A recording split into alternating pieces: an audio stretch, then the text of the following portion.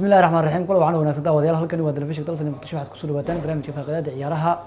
waa 4 taariikh waxay ku beegan tahay 23 bisha July sanadka 2025 warbixinada daqiiqada soo saaxiib yaal barnaamijkan ku soo qaadan doono waxaa qayb ka ah kooxda kubadda cagta Manchester United oo kansashay heshiis amaah oo ku bixi lahaa ciyaaryahanka khadka dhexe ee daada yar ee lagu magacaabo Sekou Kone barnaamijka saaxiib yaal ku soo qaadan doona sidoo kale waxaa soo gudbin doona kooxda kubadda cagta Real Madrid oo si xooggan u qorsheynaysa inay dib u dhis weyn ku sameysto daafaceeda dhexe ka hor bilaabashada ciyaareedka 2025-2026 barnaamijka saaxiibka ku soo qaadan doona sidoo kale waxaa soo gudbin doona kooxda kubadda cagta Chelsea oo lagu soo warmayo inay heshiis afka ay la gaartay laacibka kooxda RB Leipzig ee Xavi Simons barnaamijka ayaan ku soo gudbin doona waxaan kala soo qaadan doona Luis Diaz laacibka kooxda kubadda cagta Liverpool waxa uu kooxdiisa u gudbiyay inay cadeeyaan mustaqbalka kooxda barnaamijka saaxiibka ku soo qaadan doona sidoo kale waxaan soo gudbin doona wargeysyada waxa ay ka soo qorayaan suuqa iibka ciyaartoyda aan soo bilaabo barnaamijka faqadaada ciyaaraha dalsan TV kooxda kubadda cagta Manchester United ayaa qorsheynaysa ama waxay kansashay heshiis amaah oo ku bixi lahaa ciyaaryahanka khadka dhexe ee lagu magacaabo Sekou Kone kaasi oo mucjiso ka dhigay kulankii Manchester ay la ciyaartay kooxda kubadda cagta Leeds United kooxda Manchester United ayaa lagu soo waramayaa inay kansashay heshiis amaah oo ay ku dooneysay Sekou Kone iyadoo ciyaaryahanka khadka dhexe hadda la filayo inuu qayb uu ka noqdo kooxda Robin Amorim ee ciyaareedka 2025-2026 Kone ayaa Old Trafford uga soo dhaqaaqay naadiga Gunners FC sanadkii 2024 waxaana uu 13 kulan u saftay Reed Felix heerka 21 jirada xiliyaareedkii hore marka lagu daro inuu hal mar u ciyaaray 19 jirada tartanka UEFA Youth League 19 sano jirkan ayaan wali safan kulankiisii ugu horeeyay ee kooxda Man United kulan tartan ah laakiin waxa uu ku lug lahaa kulamadii xiliyaareedka ka dambeeyay ee Asian All Stars iyo Hong Kong Kone ayaa sidoo kale ku jiray kulankii saaxiibtinimo ay Manchester ay la ciyaartay kooxda kubadda cagta Leeds United sabtidii halka sidoo kale uu safray dalka Mareykanka si uu uga soo qayb noqdo ama uu uga qayb galo kulamada isku diyaarinta xiliyaareedka cusub ee kooxda Manchester United kooxda ayaana ka qayb qaadan doonta taxanaha xagaaga horyaalka Premier League sida laga soo xigtay saxafiga lagu magacaabo Nathan Salty Kone ayaa la filayay inuu ama ugu biiro Lusame Sport xiliyaareedka soo aadan 2025-2026 iyadoo Man United ay aaminsan tahay in talaabadani ay u wanaagsan tahay horumarka laacibkan daada yar si kastaba noqotee waxaa la fahamsan yahay in heshiiska amaahda ah hadda la kansalay maadaama Kone uu wacdaro weyn ka sameeyay indhaha tababare Amorim iyo sidoo kale shaqaalaha tababarka ee kooxda isagoo wacdaro ka dhigay kulankii sabtidii kooxda kubadda cagta Manchester ay la ciyaartay Leeds United kulankeeda ugu horeeya ay isugu diyaarinayso xiliyaareedka cusub 2025-2026 laacibkan ayaan kulankaasi bandhig cajiib ah ka sameeyay dayarkan ayaa hadda la filayaa inuu la sii joogo Man United xiliyaareedka soo aadan 2025-2026 waxaana u muuqata boos ka furan khadka dhexe oo uu awood u leeyahay inuu ka soo dhex muuqdo laacibkani kooxda 20 jeer ku guuleysatay horyaalka Ingiriiska ayaa isbuucan la ciyaari doonta West Ham United halka sidoo kale ay la ciyaari doonaan Bournemouth iyo Everton inta lagu guda jiro safarkooda xiliyaareedka cusub ee Mareykanka ay ku qaadanayaan Bruno Fernandes ayaa la filayaa inuu ka howlgalo meel ka baxsan khadka dhexe xiliyaareedka soo socda halka Casemiro, Toby Coyler, Kobe Mainoo iyo Manuel Akred ay sidoo kale yihiin dooqyada khadka dhexe ee uu ku haysto tababare Robin Amorim kooxda kubadda cagta Manchester United Amorim ayaa ka hadlay arrimaha khadka dhexe kadib kulankii ay la ciyaareen kooxda kubadda cagta Leeds United kadib barbarihii gool la'aanta oo ay la kaleen Leeds sabtidii Amorim waxa uu iftiimiyay hal arin oo muhiim ah oo la xiriirta khadka dhexe ee kooxda kubadda cagta Manchester waxyar ayaana soo gaaray markii aan isku daynay inaan cadaadiska sare saarno kooxda Amorim ayaa sidaas u sheegay Man U TV waxay kubadda ku laadeen wax badan waxay ahaayeen kuwa halis ah waqtigaasi waxaanu haysanaa orod la'aan gaar ahaan dhaxda waxaan dareemi karnaa inay adag tahay in kubadda la keeno ayuu yiri tababaraha kooxda Manchester Robin Amorim oo isagu sheegay in ciyaartoydiisu khadka dhexe ay haysato orod la'aan isla markaana inay kubadda ay hayaan ay ku adag tahay Kone waxa uu leeyahay tamarta iyo xawaaraha uu Amorim ku tilmaamayo waxaana jirta fursad kasta oo uu kaga soo muuqan karo khadka dhexe ee kooxda kubadda cagta Manchester United xiliyaareedka soo socda 2025-2026 Man United ayaa suuq ugu jirta ciyaaryahan khad dhexe ah oo cusub laakiin jawaabta arintooda ayaa turbaba ahaan karta kooxda iyadoo Kone u soo bandhigay awood weyn muddadii koobneed ee uu ku sugnaa garoonka Old Trafford. Manchester ayaa hore waxay u xiiseynaysay ciyaartooy khadka inay keento garoonka Old Trafford, balse bandhigii laacibkan uu sameeyay waxay ku kalifaysaa in kawiyaanba iska dhaafto khadka dhexe isla markaana ay u weecato dhinacyada kale, iyadoo Manchester sidoo kale boosaska ka banaan ay rabto inay xoojiso uu ka mid yahay goolhayaha iyo sidoo kale weerarka, iyadoo shalay doolana dalab amaah ka gudbisay goolhayaha kooxda Aston Villa Emiliano Martinez, balse laga soo diiday. sidoo kale weeraryahan lambarka 9 ayay doonaysaa maadaama Rasmus Hojlund isaguna laga yaabo inuu kooxda uu ka tago isla markaana uu qabto dhinaca iyo Serie A Talyaaniga, isla markaana Manchester ay salugsan tahay bandhigii aan wanaagsaneyn ee uu laacibkan soo dhigay xilciyaareedkii dhamaaday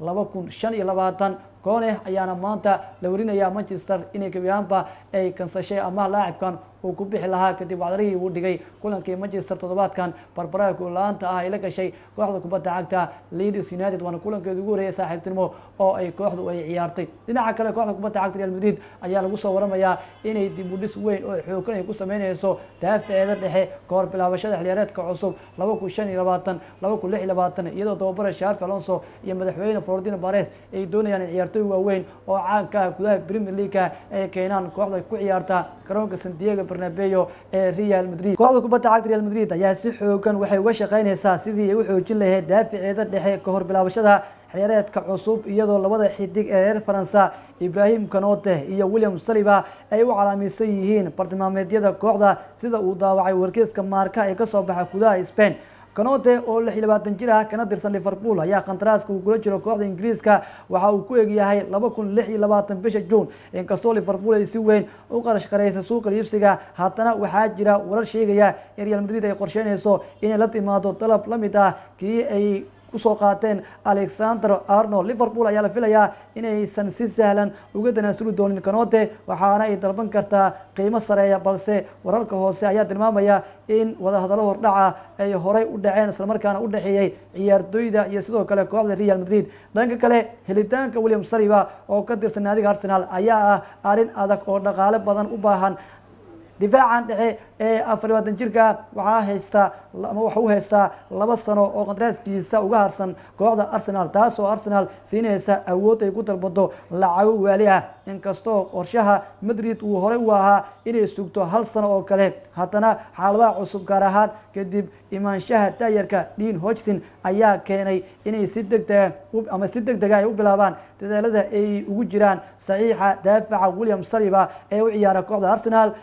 u baahnaanta Real Madrid ee xoojinta difaaca dhexe ayaa sii xoogeysaday kadib walaacyo la xiriira dhaawacyada amaba hoos u dhaca ciyaarta la xiriirta ee xidigaha kale ah Andrew Rudiger, Eder Militao iyo David Alaba. waxaa kaliya ee ka harsan suuqa iibsiga ciyaartooyda ayaana ah wax hal bil ka yar, waxaana mustaqbalka Konaté ama Saliba si weyn ugu xirnaan doonaan in ciyaartooy ay ka tagaan kooxda kubadda cagta ee Real Madrid. iyadoo suuqa kala iibsigu wali uu furan yahay Real Madrid waxay si istiraatiiji ah u dhisaysaa qorshe ay ku geynayso difaacyo adag si degdegana u xoojin kara safka difaaca ee kooxda Real Madrid. xeeradka soo aadan 2025-2026 Real ayaana yoolkeeda ugu weyn waxa uu yahay inay kooxda isku mar ay keenaan laacibiinta kale ah Ibrahim Konaté iyo William Saliba, kuwaasi oo halbowlo u ah kooxooda Liverpool iyo Arsenal iyagu ka ciyaara horyaalka Premier League. Real ayaana rabtaa in laacibiintan ay keento, balse Arsenal ayaa waxay noqon doontaa mid iyadu ay lacaga badan ay ku dalbato haddii ay fasaxayso laacibkeeda William Saliba, kaasi oo kasoo jeeda dhinaca iyo wadanka Faransiiska. dhinaca kale kooxda kubadda cagta Chelsea ayaa heshiis afka ah waxay la gaartay laacibka u ciyaara kooxda RB Leipzig ee Xavi Simons, kaasi oo isagoo xiiso weyn u qabto kooxda kubadda cagta Chelsea. kooxda kubadda cagta Chelsea ayaa si rasmi ah waxay ugu wargelisay RB Leipzig doonisteeda ay u qabto ama xiisaha ay u qabto ciyaartooyda Xavi Simons, iyadoo wadahadalada labada dhinac ay si xooli ah u socdaan sida uu xaqiijiyay wariyaha caanka ah ee lagu magacaabo Florian Plettenberg. inkastoo heshiiska uusan weli si buuxda u dhamaanin, haddana Chelsea ayaa la rumaysan yahay inay ku dhowdahay in heshiis afka ay la gaarto xidiga reer Netherland ee lagu magacaabo Xavi Simons. RB Leipzig ayaa diyaar u ah inay iibiso Simmons waxaana ay dul dhigtay madaxiisa qiimo ka hooseeya 70 milyan taasoo ka dhigaysa mid la heli karo marka loo eego suuqa xagaagan laacibkan Xavi Simmons ayaa si weyn u iftiimay xiliyaareedkii la soo dhaafay isagoo dhaliyay 13 gool isla markaana bixiyay 9 caawin 39 kulan oo u saftay kooxdiisa RB Leipzig gudaha wadanka Jarmalka ee Bundesliga kooxda reer London oo dib u dhis ku jirta ayaa u aragta Simmons xidig muhiim u noqon kara mashruuca cusub ee kooxda haddii ay Chelsea ay dhameystirto saxiixa Simmons waxay heli doonaan ciyaaryahan khadka oo hal abuur leh isla markaana way aragnimo dheer isagu qaba ciyaartooydan ayaana wuxuu yahay mid bandhig cajiib ah ka sameynaya kooxda kubadda cagta RB Leipzig xiliyaareedkii la soo dhaafay wararku waxay sheegayaan in kooxda Jarmalka aysan dib u dhigi doonin iibka haddii heshiis la isku afkarto Chelsea-na waxay diyaar u tahay inay la tartanto kooxaha kale ee xiiseynaya ciyaartooydan oo ay ka mid tahay kooxda kubadda cagta Arsenal oo iyaduna xiiso u qabta laacibka lagu magacaabo Xavi Simmons ayaana kusii dhawaanaya ku biiristiisa kooxda kubadda cagta Chelsea oo si weyn u xiiseynayso iyadoo Chelsea xiliyaareedkan ay si weyn isugu dhisayso horyaalka Premier League dhowr ciyaartooy hore ayay la soo wareegtay haatanna waxa ay rabtaa in ciyaartooydeeda ay kusoo tarto Xavi Simmons laacibka RB Leipzig iyo xulka qaranka Netherlands dhinaca kale Liverpool warbixinadeeda haddii aan eego laacibka u ciyaara kooxdaasi ee Luis Diaz ayaa isagu waxa kooxdiisu uu hordhigay inay cadeyso mustaqbalka kooxda uu ku leeyahay ama inuu tago ama inay usoo bandhigaan heshiis cusub ayuu laacibkan ka codsaday kooxdiisa Liverpool xidiga garabka ugu ciyaara kooxda kubadda cagta Liverpool iyo xulka qaranka Colombia Luis Diaz ayaa si cad ugu sheegay maamulka kooxda inuu doonayo laba midkood in la cusbooneysiiyo qandaraaskiisa amaba in la aqbalo talabka rasmiga ah ee ka yimid kooxda kubadda cagta Bayern ee ka ciyaarta gudaha wadanka Jarmalka Diaz oo qandaraaska kula jira Liverpool uu ku eegyahay 2027 ayaa la sheegay inuu ka fikir duwan yahay kooxda dhanka heshiis kordhinta sida uu sheegayo wariyaha reer Colombia Bibe Serra Diaz waxa uu codsaday in si degdeg ah loo siiyo heshiis cusub oo muddo dheer ah ama laga fasaxo kooxda si uu ugu biiro kooxaha kale ee xiiseynaya oo ay ku jirto kooxda kubadda cagta Bayern oo dalbi waali ah laacibkan hore uga soo gudbisay Liverpool ayaa hore u diiday dalab ama laba dalab Liverpool ayaa hore u diiday laba dalab oo Bayern Munich ay soo gudbisay mid gaaraya 58.5 milyan iyo mid kale oo isaguna qiimihiisu ahaa 67.5 milyan ay Liverpool iyadu ka diiday kooxda Bayern iyadoo Liverpool laacibkan ku doonaysa qiimo gaaraya 100 milyan si kastaba noqotee Bayern wali kama quusanin xiisaha laacibkan waxaana ay haatan ay diyaarinayaan dalab ka sareeya kii hore iyadoo dalabkaas lagu sheegay 75 milyan ilaa 80 milyan qiimo isagu noqonaya kooxda kubadda cagta Bayern ayaana waxaa ka go'an inay hesho laacibka Luis Diaz Liverpool dhankeeda waxay sheegtay inaysan qorsheynaynin wax cusboonaysiin ciyaartooydan heshiiskiisa ah balse haddii la keeno dalab aan la diidi karin oo gaaraya ilaa 80 amaba